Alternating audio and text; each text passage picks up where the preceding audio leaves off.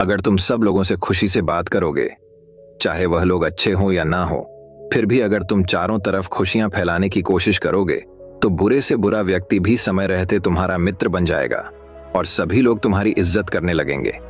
और सफल व्यक्ति की यही निशानी होती है कि वह बुरे व्यक्तियों को नजरअंदाज करके उनसे खुशी से बात करता है। इसके पीछे का एक रहस्य हम आज के इस वीडियो में कहानियों के माध्यम से जानेंगे। पहली कहानी, विश्वास की शक्ति कहानी। एक गांव में पति पत्नी रहते थे। पति का नाम शेखर और पत्नी का नाम सविता था। शेखर खेती करके और सविता सिलाई बुनाई से कुछ पैसे जोड़ती थी। दोनों एक दूसरे पर बहुत अधिक विश्वास करते थे। दोनों हर रोज खुशी खुशी से अपना काम करते थे और 2 वक्त का खाना खाते और शांति से सो जाते थे। उनके पड़ोस में किशन नाम का व्यक्ति रहा करता था। वह कुछ काम नहीं करता था और पूरा दिन दारू पीकर पड़ा रहता था। वह शेखर और सविता को पसंद नहीं करता था और उनके बीच में दरार डालना चाहता था। वह शेखर के कान भरता रहता था। उसे कहता कि जब तू काम पर चला जाता है तब तेरे पीछे से घर में कौन कौन आता है तुझे पता भी नहीं है। शेखर ये सब बातें मानने को तैयार नहीं था। सविता को 3रा महीना चल रहा था। किशन को जब यह पता चला तो उसने शेखर को कहा कि यह बच्चा किसी और का है। ये बात सुनकर शेखर के मन में अशांति हो गई। वह न चाहते हुए भी किशन पर भरोसा कर रहा था। वह सविता से बहुत प्यार करता था तो उसे जरा भी नाराज नहीं करना चाहता था। किशन के कहने पर वह एक दिन काम पर निकला और किशन के घर में जाकर छुप गया। तभी एक आदमी उसके घर में गया और कुछ समय से बाहर निकला। कुछ देर बाद दूसरा आदमी उनके घर में गया और कुछ समय बाद बाहर आया। ऐसा पूरा दिन चलता रहा। शेखर ने शाम होते ही घर में प्रवेश किया।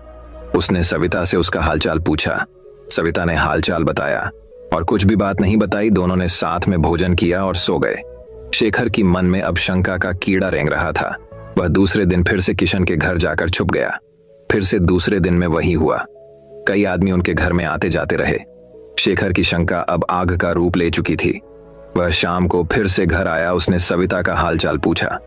गोरी ने फिर भी कुछ नहीं बताया। शेखर ने सोने की 1000 कोशिश की लेकिन उसकी नींद उड़ चुकी थी। यह खुद को ही कोस रहा था कि उसने सविता को काम करने की इजाजत ही क्यों दी। अब तो उसे अपनी पत्नी के साथ साथ बच्चे से भी नफरत होने लगी। दूसरे दिन शेखर बिना कुछ बोले घर से बाहर निकल गया। शाम को जब वह घर वापस आया तो सविता किसी आदमी के साथ बरामदे में हंसकर बात करती हुई नजर आई। उसका गुस्सा 7वें आसमान पर चढ़ गया और सीधा घर में घुसा और सविता को थप्पड़ मार दिया और बहुत कुछ उल्टा सुल्टा सुना दिया। बच्चे के बारे में भी। सविता को यह सब सहन नहीं हुआ और वो बिना कुछ बोले घर से चली गई। अगले दिन शेखर ने आसपास में कह दिया कि सविता की तबीयत रात को खराब हो गई थी। इसी वजह से वह मायके गई है। 1-2 दिनों में आस पड़ोस से वही लोग जो उसके घर में आते जाते थे, वो लोग आकर के सविता के बारे में पूछने लगे। शेखर के पूछताछ करने पर पता चला कि सविता पीछे बरामदे में मिट्टी के मटके में ठंडा पानी पेड़ों की छांव में रखती थी। सामने फैक्ट्री के मजदूर काम से थक जाने पर उनके घर पर ठंडा पानी पीने आया करते थे। अब शेखर को पछतावा होने लगा।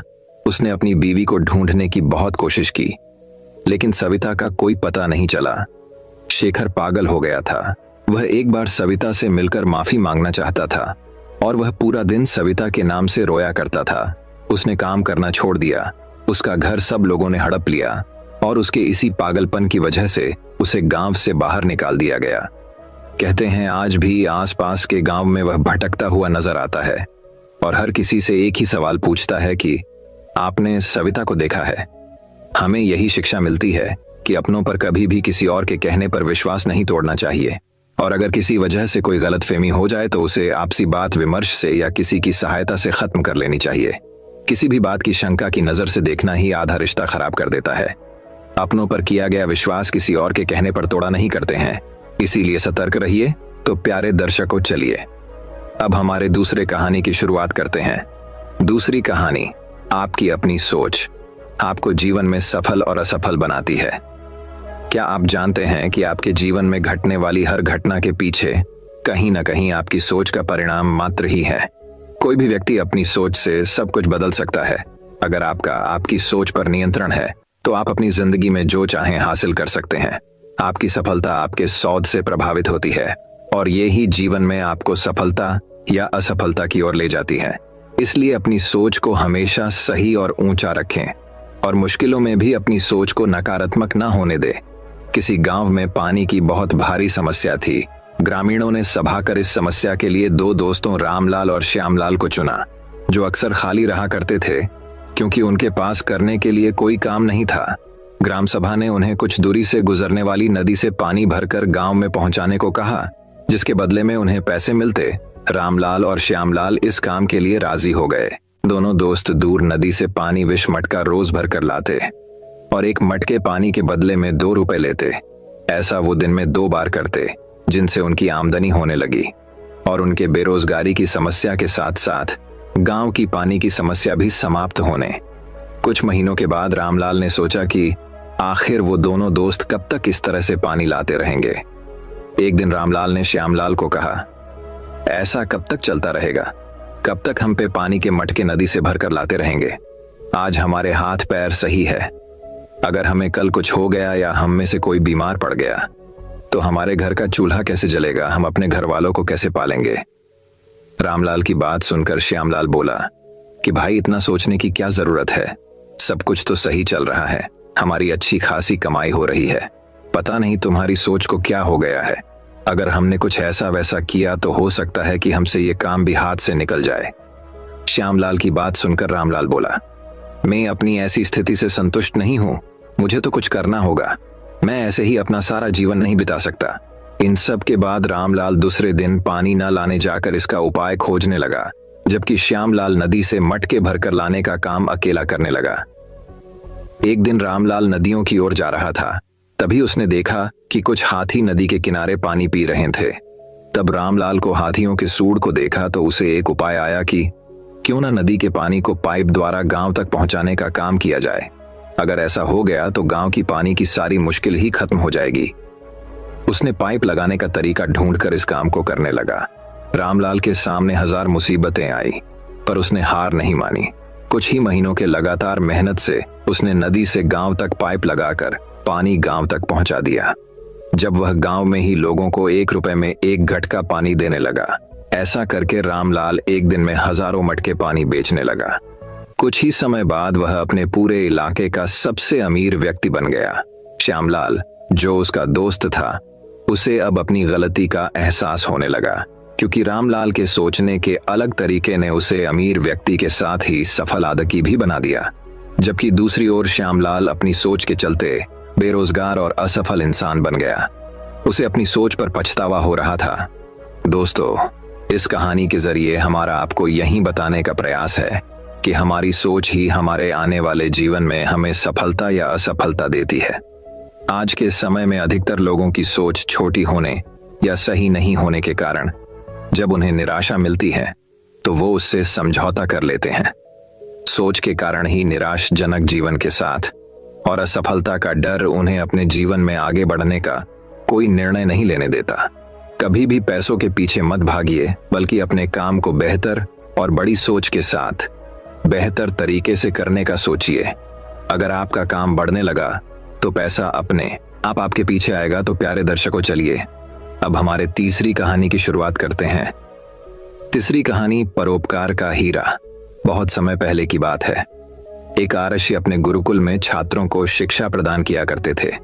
उनके गुरुकुल में बड़े बड़े राजा महाराजाओं के पुत्र और साधारण परिवार के लड़के भी पढ़ा करते थे।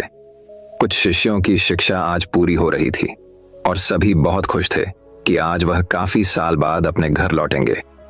तभी आरषि की तेज आवाज कानों में पड़ी, सभी शिष्य बाहर मैदान में एक जगह इकट्ठे हो जाए। सभी शिष्य एक जगह इकट्ठे हो गए। आरषि बोले, प्रिय शिष्य, आज इस गुरुकुल में तुम्हारा आखिरी दिन है और मैं चाहता हूं यहां से जाने से पहले आप सभी एक अंतिम परीक्षा दें। इस परीक्षा में एक दौड़ होगी। यह दौड़ काफी कठिन होगी। इसमें आपको कहीं पानी में दौड़ना होगा तो कहीं पत्थर पर से कूदना होगा और आखिरी हिस्से में एक अंधेरी सुरंग से गुजरना होगा। तो क्या आप सब तैयार हैं? हाँ, हम सब तैयार हैं। शिष्य एक ही आवाज में बोले। दौड़ शुरू हुई। सभी तेजी से भागने लगे। वे सभी बाधाओं को पार करते हुए आखिर में सुरंग के पास पहुंचे। वहां बहुत अंधेरा था और उसमें जगह जगह नुकीले तीखे पत्थर भी थे, जिसके चुभने पर असहनीय पीड़ा का अनुभव हो रहा था। सभी असमंजस में पड़ गए। जहां अभी तक दौड़ में सभी एक समान व्यवहार कर रहे थे, वहीं अब सब अलग अलग बर्ताव करने लगे। खैर, सभी ने जैसे तैसे दौड़ को पूरा किया और ऋषिवर के समक्ष इकट्ठे हुए। ऋषि ने कहा, मुझे एक बात बताओ कि मैंने देखा कि कुछ लोगों ने यह परीक्षा बहुत जल्दी पूरी कर ली और कुछ लोगों ने बहुत अधिक समय लिया। ऐसा क्यों? एक शिष्य बोला, गुरुजी, हम सभी शुरुआत में लगभग साथ ही दौड़ रहे थे, लेकिन सुरंग में पहुंचते ही सारी स्थिति बदल गई। कोई संभल संभल कर आगे बढ़ रहा था, कोई दूसरे को धक्का देकर आगे निकल रहा था, कुछ बीच बीच में सहायता भी कर रहे थे और कुछ तो ऐसे भी थे जो पैरों में चुभ रहे छोटे छोटे पत्थरों को उठाकर अपने जेब में रखकर रास्ता पूरा करे, ताकि बाद में आने वाले लोगों को दर्द ना सहना पड़े। इसीलिए हम सब ने अलग अलग समय में दौड़ को पूरा किया। ठीक है, जिन लोगों ने पत्थर उठाए हैं वह लोग मुझे पत्थर दिखाएं। आरषि ने आदेश दिया। ये सुनते ही कुछ शिष्य जो पत्थर लाए थे वह पत्थर निकालने लगे। पर यह क्या? जिन्हें वे पत्थर समझ रहे थे वे बहुमूल्य हीरे थे। सभी आश्चर्य में पड़ गए और आरषि की तरफ देखने लगे।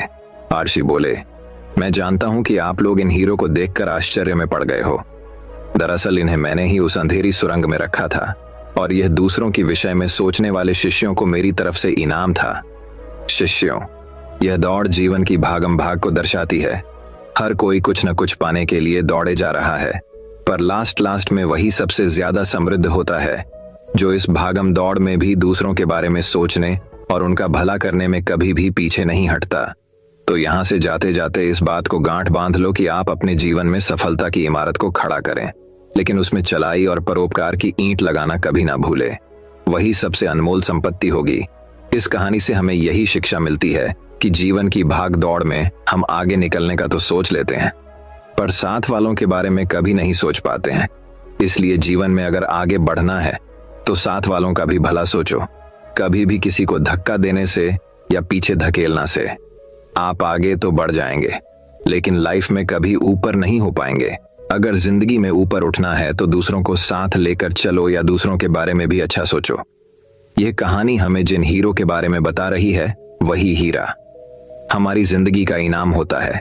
तो हमें हमेशा दूसरों के बारे में सोचना चाहिए और कभी भी किसी के बारे में गलत नहीं सोचना चाहिए। यही हमारी जिंदगी की अनमोल संपत्ति है। तो दर्शकों, चलिए अब हमारे चौथी कहानी की शुरुआत करते हैं। चौथी कहानी, खुद पर यकीन करें।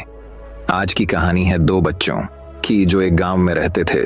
इनमें से एक 6 साल का था और एक 10 साल का था। दोनों बहुत अच्छे दोस्त थे, बिल्कुल शोले के जय और वीरू जैसे।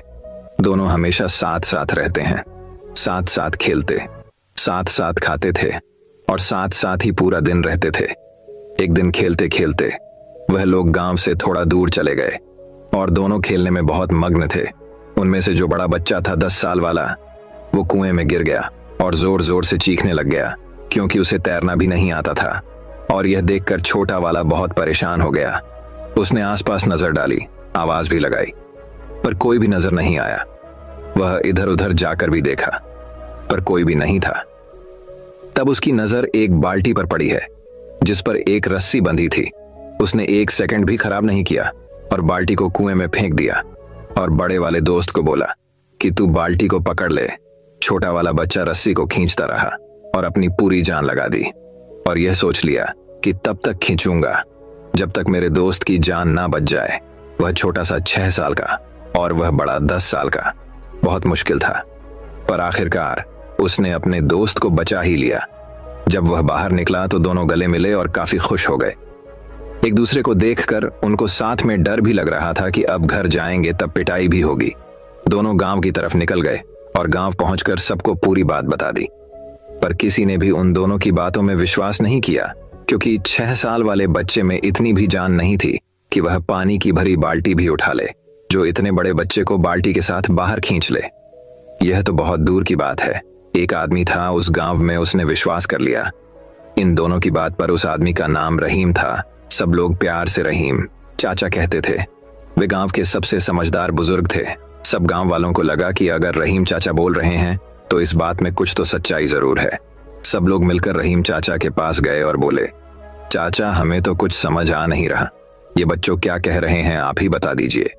इसमें जितनी सच्चाई है और ऐसा कैसा हो सकता है कि ये छोटा सा बच्चा इतने बड़े बच्चे को कैसे कुएं से खींचकर बाहर निकाल दें।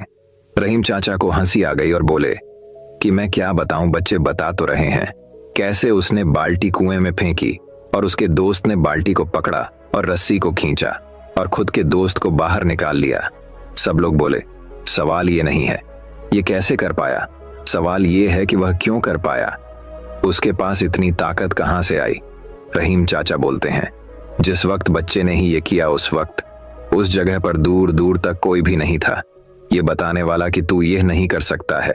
एक व्यक्ति कितना ताकतवर है यह वह खुद भी नहीं जानता है। लेकिन यह बात जरूर है कि अगर कोई कह देता है कि तुम में ताकत नहीं है तो वह व्यक्ति सिर्फ जीरो है।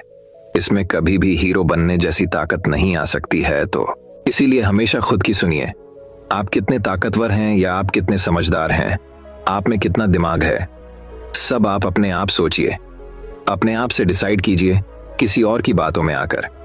कभी भी अपने अंदर जो भी पॉजिटिव चीजें हैं उनको नेगेटिव मत होने दीजिए। हमेशा खुद पर यकीन करें, दूसरों से पहले। तो दर्शकों चलिए अब हमारे 5वीं कहानी की शुरुआत करते हैं। 5वीं कहानी, अपने गुस्से को काबू करो। एक गुरुकुल में नित्य ध्यान करने का नियम था। साधना करने के बाद अपनी प्रगति अपने गुरु को बतानी पड़ती थी। एक नए लड़के को ध्यान करने में बहुत मुश्किल हो रही थी। ध्यान के दौरान वह एकाग्र नहीं हो पा रहे थे। इस वजह से वह काफी नाराज था। उसके गुरु ने उससे पूछा, आखिर किस बात से नाराज हो? लड़के ने कहा, मैं जब भी साधना करता हूं कभी कभी कोई बात करने आ जाता है, कभी कभी कोई बिल्ली या अन्य जानवर आ जाता है। गुरु ने लड़के से कहा कि तुम अपने आसपास की हर चीज पर गुस्सा हो रहे हो, जबकि ध्यान का वास्तविक उद्देश्य गुस्से से बचना है। आपको अपने आसपास के लोगों, जानवरों और चीजों से परेशान हुए बिना ध्यान करने का तरीका खोजना होगा। फिर वह लड़का गुरुकुल के बाहर एक शांत जगह की तलाश में निकल पड़ा। उसने एक बहुत ही शांत नदी का किनारा देखा। वह वहीं अपनी चादर बिछाकर साधना करने लगा। जैसे ही उसने अपनी आंखें बंद की, उसे हवा के चलने की आवाज सुनाई दी तो वह नाराज हो गया। फिर जब पेड़ के पत्तों की आवाज आई तो उसे गुस्सा आ गया। जब भी चिड़ियों की आवाज आती तो वह उस पर गुस्सा करने लगता। उसने सोचा कि नदी के तट पर बड़ी अशांति है, क्यों न मैं नदी के बीच में जाकर साधना करूं। वह एक नाव में बैठ गया और नदी के बीच में चला गया और वहां उन्होंने ध्यान करना शुरू कर दिया। नदी के बीच में ध्यान करते हुए लड़का अच्छा महसूस कर रहा था। फिर वह रोज नाव में बैठकर नदी के बीच में जाकर साधना करने लगा। अब वह खुश था कि कोई उसे परेशान नहीं कर रहा था और वह ध्यान करने में सक्षम है। एक दिन नदी में ध्यान करते हुए उसने पानी के छींटे मारने की आवाज सुनी। जब उसने अपनी आंखें खोलीं तो उसने देखा कि एक बड़ी सी नाव उसकी ओर आ रही है। उसे बहुत गुस्सा आया। वह गुस्से से चिल्लाने लगा, अपनी नाव यहां मत लाओ, इसे मोड़ो। लेकिन उस नाव ने लड़के की नाव को टक्कर मार दी। लड़का था लाल पीला, लेकिन जब उसने उस बड़ी नाव में देखा वहां उसमें कोई नहीं था। तेज हवा के कारण वह नाव वहां आ गई थी और पानी के कारण। इतने में लड़के को फिर से अपने गुरु का प्रश्न याद आ गया, आप वास्तव में किससे नाराज हैं? लड़का समझ गया कि वह लोगों या परिस्थिति के कारण गुस्सा नहीं हो रहा है, बल्कि यह अपनी ही प्रतिक्रिया पर आ रहा था। इसके बाद लड़का फिर से गुरुकुल के अंदर साधना करने लगा, जहां पहले की तरह शोर शराबा होने लगा। लेकिन वह अब उस शोर को एक खाली नाव की तरह समझने लगा था। इस कहानी से हमें सीख मिलती है कि आपकी मर्जी के बिना कोई भी चीज आपको गुस्सा नहीं दिला सकती। अगर कोई चीज आपको गुस्सा दिलाती है तो उसे एक खाली नाव की तरह ट्रीट करें। तो दर्शकों चलिए अब हमारे छठी कहानी की शुरुआत करते हैं।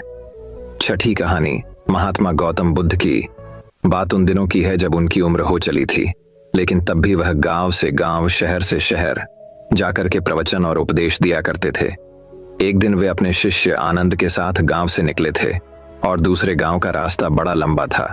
चलते चलते थक चुके थे, उनकी उम्र हो चुकी थी, इसलिए चला भी नहीं जा रहा था।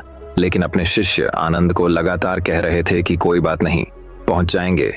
वो लोग लगातार चलते रहे। शिष्य कुछ व्यक्ति खेत में काम करते दिखाई दिए। आनंद ने कहा कि भगवान पूछ लेते हैं कि कितना दूर और बचा है। तो उन्होंने कहा ठीक है।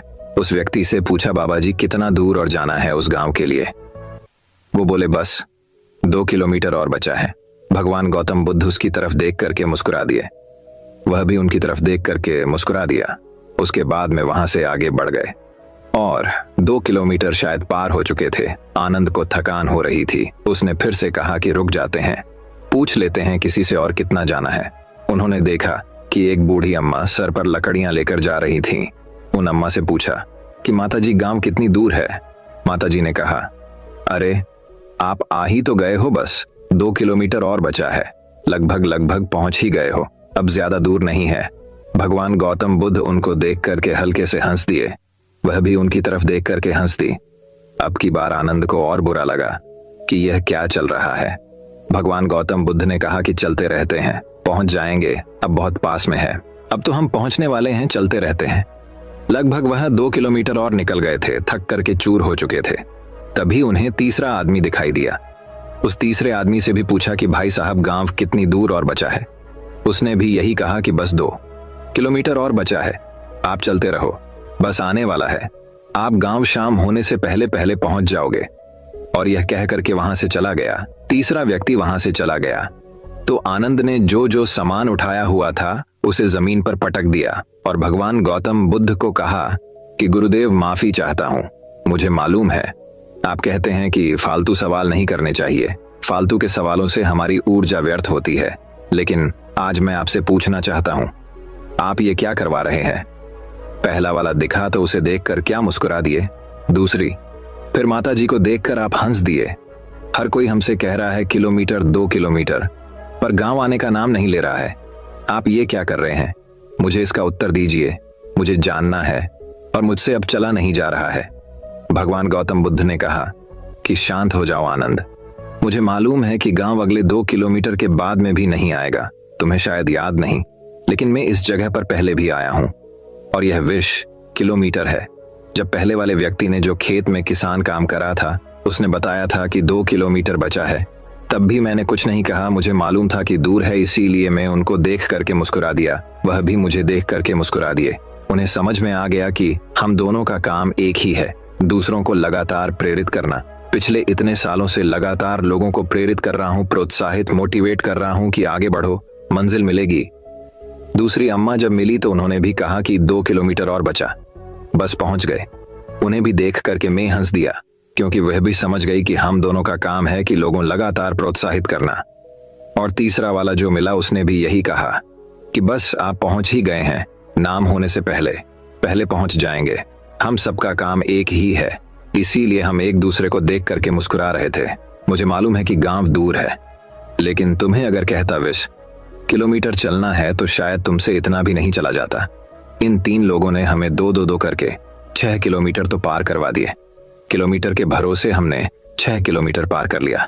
मुझे मालूम है कि तुम थक चुके हो, आगे एक बड़ा सा पेड़ है, इसके नीचे जा आराम करते हैं, आज की रात यही बिताते हैं, कल सुबह फिर से चलेंगे, चिंता मत करो, लेकिन याद रखना दुनिया में दूसरों को लगातार मोटिवेट करना मत भूलना। कहानी बहुत छोटी है, लेकिन असल जिंदगी में भी हमारे आसपास ऐसे लोग होते हैं जो हमें इंस्पायर करते और मोटिवेट करते चलते हैं। कुछ ऐसे लोग भी होते हैं जो हमें डिमोटिवेट करते हैं। जिंदगी में लोग कई तरह के मिलते हैं और मिलेंगे, हमें सिर्फ उन लोगों पर ध्यान देने की जरूरत है जो हमें पवित्र और सकारात्मक ऊर्जा दे सके और जिनसे हम कुछ सीख सके। नकारात्मक लोग न केवल हमें दुविधा में डालेंगे बल्कि हमें मंजिल से भी भटका देंगे। उन लोगों से करीबी बनाए रखे जो आपको उत्साहित और प्रेरित करते हैं। तो दर्शकों, चलिए अब हमारे 7वीं कहानी की शुरुआत करते हैं। 7वीं कहानी, आज की कहानी आपको लोगों की बातों में न आने से बचाएगी। एक मकड़ी थी, वह आराम से रहना चाहती थी, तो उसने आराम से रहने के लिए एक बड़ा और शानदार जाला बनाने का सोचा कि इस जाले में खूब कीड़े मक्खियां फंसेंगी और मैं उनको अपना भोजन बनाऊंगी और अकेली मजे से रहूंगी। वह एक घर में आई और एक कमरे के कोने को पसंद किया और वहां जाला बुनना चालू कर दिया।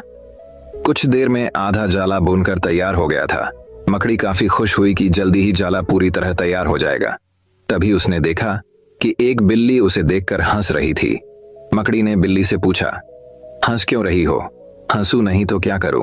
बिल्ली ने जवाब दिया, यहाँ कीड़े और मक्खियां नहीं आती है, ये जगह तो एकदम साफ सुथरी है, यहाँ कौन आएगा तेरे जाले में?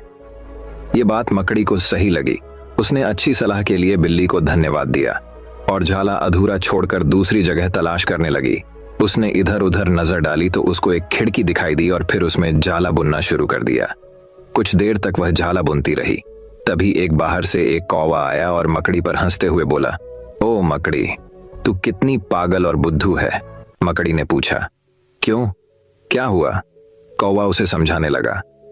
अरे यहाँ तो खिड़की से तेज हवा आती जाती है, यहाँ तो तू अपने जाले के साथ ही हवा में उड़ जाएगी, और ना रहेगा जाला और ना रहेगी तू। मकड़ी को यह बात ठीक लगी और वह वहां भी अपना जाला अधूरा छोड़कर सोचने लगी कि अब कहाँ जाला बनाया जाए। थोड़ा समय बीत जाने के बाद मकड़ी को भूख लगने लगी थी और थोड़ी थकावट महसूस भी होने लगी थी। अब उसे एक अलमारी दिखी। उस अलमारी का दरवाजा खुला था। ये देख उसी अलमारी में फिर से अपना जाला बुनना शुरू कर दिया। लगभग आधा जाला बुना ही था, तभी उसे एक चींटी नजर आई जो जाले को अचरज भरे नजरों से देख रही थी। मकड़ी को गुस्सा आ रहा था। मकड़ी गुस्से में चींटी से बोली, इस तरह क्यों देख रही हो मुझे? चींटी बोली मकड़ी को, अरे यहाँ क्यों जाला बुनने आई हो तुम? ये तो पुरानी बेकार फालतू अलमारी है, अभी ये यहाँ रखी है कुछ